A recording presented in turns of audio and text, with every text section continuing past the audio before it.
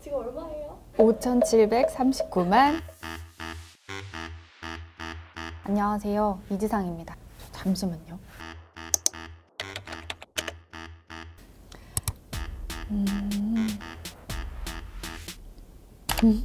25만 달러요?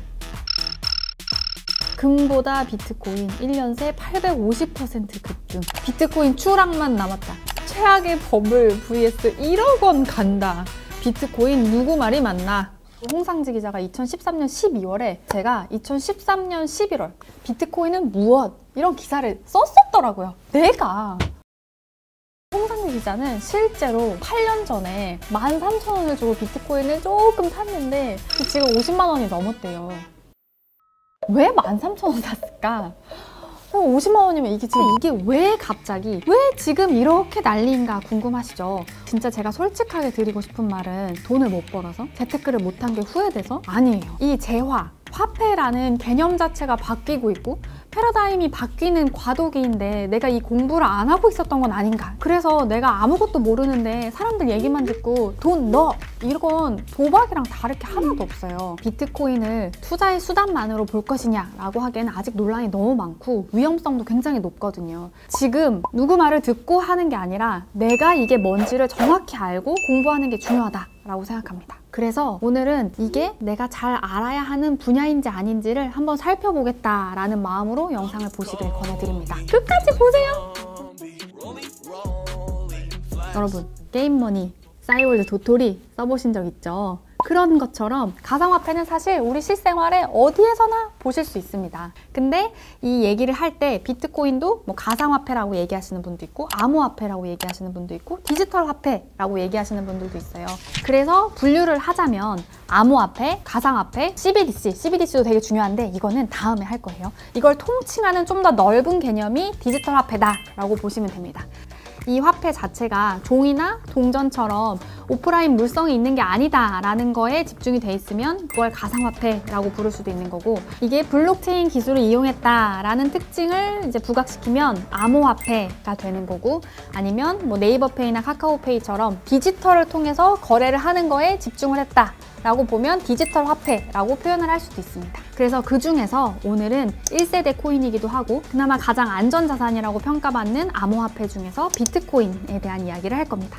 이 비트코인은 2009년에 사토시 나카모토, 어떤 사람인지는 몰라요. 죽었다는 얘기도 있고 일본 사람이 아닐 거다라는 얘기도 있고 막 국적을 알 수도 없고 아예 모르는 사토시 나카모토라는 사람이 2009년에 비트코인 코어 버전 0.1이라는 걸 공개합니다. 이때부터가 시작이에요. 비트코인을 말할 때는 화폐 단위 BTC라고 말해요. 그래서 1BTC라고 말하는데 여러분 비트코인 한 개씩 살 수 있는 건 줄 아셨죠? 근데 여러분 비트코인 한 개가 얼마인지 아시나요? 오늘 기준으로는 5,700만 원이 넘어요. 그거 우리 어떻게 살 수 없잖아요. 비트코인은 분할 거래가 가능해요. 그래서 0.1, 뭐 0.001개 뭐 이렇게도 살 수 있습니다. 근데 이 비트코인 말고도 비트코인이 아닌 가상화폐들, 암호화폐들 진짜 많아요. 이게 1세대 비트코인이고 비트코인을 뺀 나머지 여러 가지의 암호화폐들을 알트코인이라고 불러요.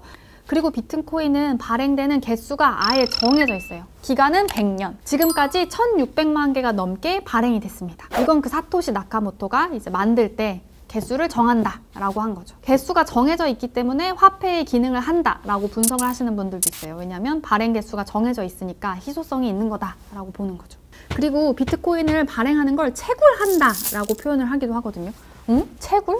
금광에서 금 캐는 거? 무슨 소리야? 라고 생각하시는 분들 혹시 계신가요? 이 비트코인이 암호화폐라고 말씀드렸잖아요. 이 암호화폐가 함수예요. 이 함수를 풀면 비트코인이 발행이 되는데 그 암호를 풀고 함수를 푸는 행위를 채굴한다 라고 말합니다. 근데 이게 채굴하는 게 쉽지 않아요. 지금 기준으로도 전문적인 컴퓨터가 24시간 동안 5년간 이게 계속 굴려야지만 그 함수를 풀 수 있고 그렇게 해서 채굴되는 양도 굉장히 작다 라고 보더라고요. 그러면 내가 비트코인을 갖고 싶다라고 하면 이미 채굴된 걸 사는 게 뭐 현명한 선택일 수 있겠죠. 그리고 비트코인을 채굴한 사람은 내가 이걸 채굴하기 위해서 물리적 비용, 시간적 비용을 썼잖아요. 그러니까 값을 보상을 받는 거니까 양쪽의 수요에 따라서 이 거래소에 주식처럼 코인을 상장시키고 그 상장하면 거래가가 매일 정해지고 그 거래가로 서로 거래를 하는 뭐 이런 것들이 생기는 건데, 그래서 비트코인을 갖고 싶다라고 하시는 분들은 한국에서는 계좌를 열어야 돼요. 그리고 어플로도 다운받아서 거래하실 수 있어요. 이 코인이 뭐 관련한 기준 같은 게 잘 없거든요. 관련한 규제가 없다 보니까 조작이 충분히 가능하거든요. 그래서 이거 관련한 사기도 정말 많고 각국에서 이거 관련한 문제들이 항상 발생합니다. 그래서 여러분, 이게 어떤 게 안전한지 구분할 수 있는 눈이 없다, 내가 옥석을 가릴 수 있는 눈이 없다 라고 하면 섣불리 투자하시는 건 정말 위험합니다. 비트코인으로 처음 실물 거래가 이뤄진 건 2010년 5월 22일인데 한 프로그래머가 10,000 비트코인을 주고 배달이요. 배달이요? 오! 피자 2판! 피자 2판을 샀대요. 지금 10,000 비트코인이면 얼마인 줄 아세요? 뭐 5,700억? 6천억 거의 가까이 되잖아요. 근데 피자 2판! 지금 생각하면 완전 미친 것 같잖아요. 근데 그 2010년에는 1 비트코인이 얼마였냐면 3원, 3.2원이었어요. 그러니까 이 10,000 비트코인을 주고 산 거죠.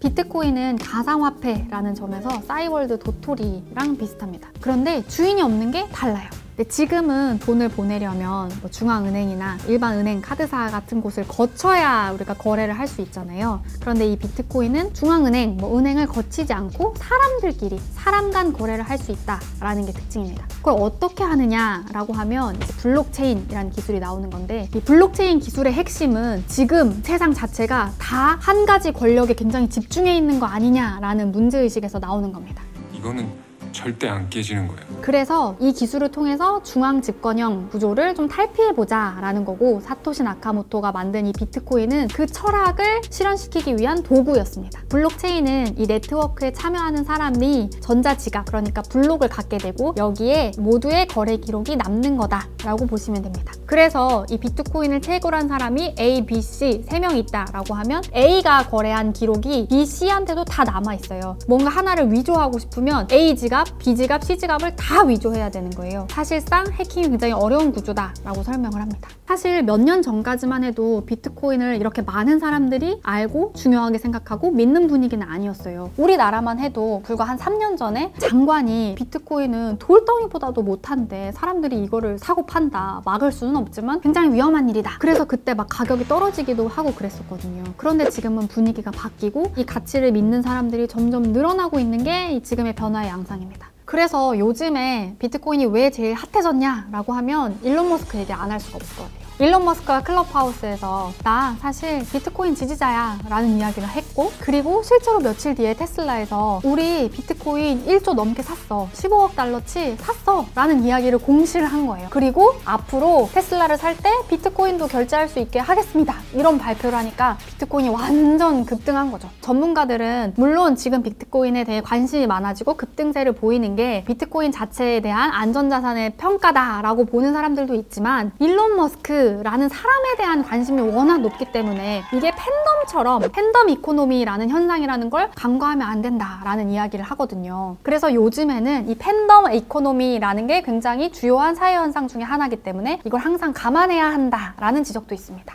사실 이 일론 머스크가 비트코인에 대한 세간의 관심을 끌어오긴 했지만 암호화폐의 제도권화는 지난해도 조금씩 이루어져 오긴 했었습니다. 제도권에 있는 은행, 제도권에 있는 기업들이 이 암호화폐를 자산으로 평가하기 시작했기 때문이에요. 캐나다에서는 암호화폐 ETF를 만든 게 금융당국의 승인을 받기도 하고, 전 세계 증시의 가장 핫한 인물 중에 한 명이 있죠. 이 아크 인베스트먼트의 최고 경영자 캐시 우드, 이 사람도 미래의 핵심 가치로 보는 15가지 중에 하나로 비트코인을 꼽았고, 비트코인이 향후 5년에서 10년 안에 굉장히 많이 성장을 할 수 있다라는 전망을 내놔서 사람들의 관심이 늘어났습니다. 그리고 또 하나, 지난해부터 전 세계가 굉장히 유동성이 많아졌잖아요. 시중에 돈이 굉장히 많이 풀려 있어요. 왜 많이 풀렸냐? 작년에 위기가 있었잖아요. 그래서 각 나라에서 경제 위기가 올 수 있으니까 미리 그거를 좀 방어하고자 많은 사람들한테 현금성 지원금을 많이 뿌렸잖아요. 그러니까 시중에 유동성이 많아진 거죠. 그래서 지금 유동성은 넘치고 돈이 녹아내린다는 표현까지 나오니까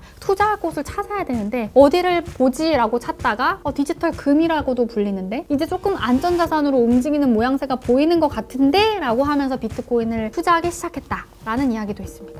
그리고 비트코인은 사실 실생활에서 돈처럼 쓸 수 있는 데가 많이 없다라는 게 한계였잖아요. 근데 지난해 10월에 페이팔이 비트코인을 결제 수단 중에 하나로 포함하겠다라고 발표했거든요. 그럼 상용화 과정을 거치는 거 아니냐라는 기대 속에 또 가격이 오르기도 했습니다. 그런데 이 비트코인에 대한 회의론도 분명히 존재합니다. 지금은 가격 변동폭이 많이 낮아진 거다라고 이야기를 하는 분들도 있지만 하루에 5%, 10% 막 오르락내리락 하는데 이게 안정적인 가치 저장 수단이라고 볼 수 있느냐. 그리고 캐나다 중앙은행 부총재라는 사람이 이 비트코인은 유명 인사가 말 한마디를 하는 것만으로 가격이 춤을 추는데 이거는 안정적인 자산이라고 보기에는 그냥 투기 광풍이다 라는 지적을 하기도 했습니다. 또 일부 전문가들 중에서는 불법화해야 한다. 아니면 정부에서 디지털 화폐, 그러니까 CBDC를 발행하기 시작하면 비트코인은 완전 쓸모없어질 거다라는 분석도 있기는 합니다. 근데 CBDC 아까 앞에 나왔었잖아요. 이게 뭔지 혹시 궁금하신가요? 지난번에도 비트코인 댓글 남겨주셔서 제가 지금 여기서 이렇게 얘기하고 있잖아요. 댓글 많이 남겨주시면 제가 어떻게 또 다음번에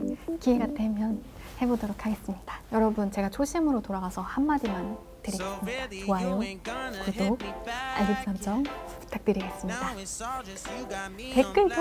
댓글도 좀 달아주세요. 보고 싶어요. 잘들 계시죠? 안녕.